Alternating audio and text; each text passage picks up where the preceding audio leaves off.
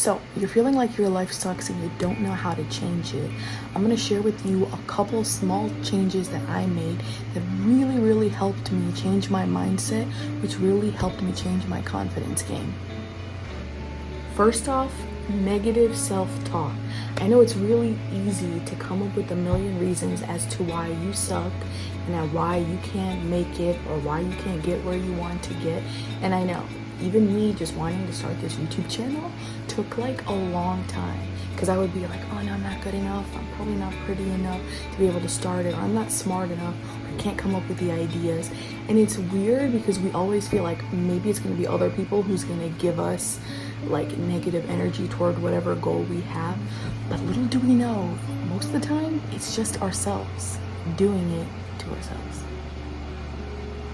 Number 2, baby, comparing yourself to others. I know it sometimes happens just because, like, oh, I'm 26 and she's doing this by 26 and he's doing this. It's really easy. It's really easy to want to take yourself and compare yourself to your peers. Especially, I feel like it hit me, especially when I was 25, because it was like, now you're following your friends who are in high school and you're like, oh my god, half of them are having babies, half of them are getting married, and you start to create so much self-doubt for yourself that whatever skills or whatever thing that you are meant to be doing, you are somewhat self-sabotaging, because all you're looking at is, oh, he's doing greater here, he's doing greater here. Maybe that person's jealous of you for where you are in life. You're maybe carefree, you don't have any responsibilities. It could be they're comparing themselves to you too. I don't know if you heard of the saying, if you don't know where you want to go, you're never going to get there. And it's so true. Lack of clear goals.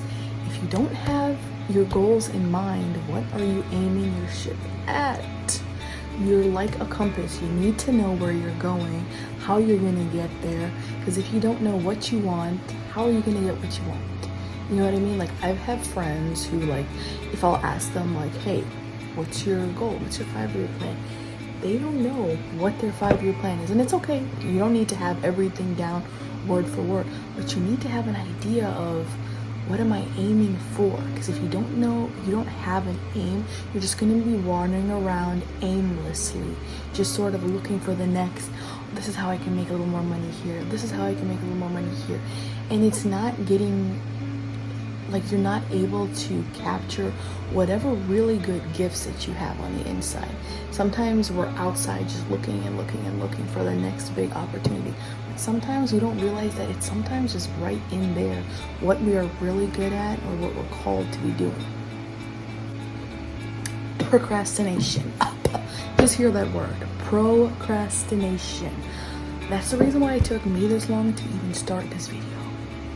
I recorded it a million times. I was like, I'm gonna start January 2023. I'm gonna start June 2023. It took me so long. And I couldn't even tell you why I was stopping myself. Like, I don't even have an answer to that. But really, it's like that silent dream killer. Like, oh, I'm gonna do it when I'm a little bit more fitter, when I have my hair cut this way, when I have my face this way, when my body right.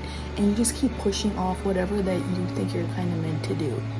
And sometimes it really is that you just have to wake up and be like, turn on the camera or get your gym clothes on, head to the gym. Because I know it's really hard to be like, oh, I could do it tomorrow, I do it and I still do it. And it's going to take me a little bit more longer to be able to, like, completely get rid of procrastination in my life. And if you're struggling with it, I understand you, I feel you. It's hard out here. Relationships. Ooh, can we talk about relationships? You have toxic friends which you don't even realize that you have in your life. They're the type where if you share an idea, you're gonna be like, I don't think that's gonna work. Like, how are you really gonna get that? How are you really gonna get there? Like, oh, they come at you with these little things that before I don't think I would have realized that is negative, toxic people coming at you. It really is that hard to get rid of them. And sometimes it can be your family, sometimes it can be your friends, or sometimes it can be even the stranger that you just told your idea to, and he's like, if I can't do it, I definitely don't know how you're gonna do it. Like, even me starting this thing, Another reason, negative self-care. And it took me a minute to be able to understand this concept, but it's when you kind of overwork yourself, where you're like every single day you have these tasks lined up, and which is great. That's part of the making the goals and keeping up with them. But sometimes your body needs a break. And you need to be able to recognize when your body's trying to tell you, hey, I think you're working just a little too hard. I'm getting kind of tired. And usually it shows up in right after you're done doing the tasks that you need to do. You're like, I just want to sleep. I don't want to talk to nobody. I don't want to socialize. I don't want to do anything. And I know it's happened to me too. Like, it takes me a while to be able to get myself out of the burnout stage, and I usually dig myself into a hole that's like really, really deep too. Like, I'm in the sales world, and I started off my position as I'm gonna go 5 days, 6 days hard, and then I realized I'm not as productive in my 6 days of working as I am once I changed it to like 4 days. 4 days, I realized I'm going into work, I'm doing well, I'm able to talk with customers in a way that gives them my full attention. Whereas once I was starting to work 6 or 7 days, it was like, I'm not giving them quality time. It's just I'm there to be there and to try to earn money. And I felt myself becoming ruder, a little bit meaner. So really, you have to be able to listen to your body. It's telling you, sit down, go have a glass of milk or get some ice cream, like do something, like relax. Like, sometimes it is okay to sit and watch TV. I know. I feel like everyone's in this sort of like hustle culture where it's like, you gotta go, you gotta be producing this many followers, this many videos, pump out content.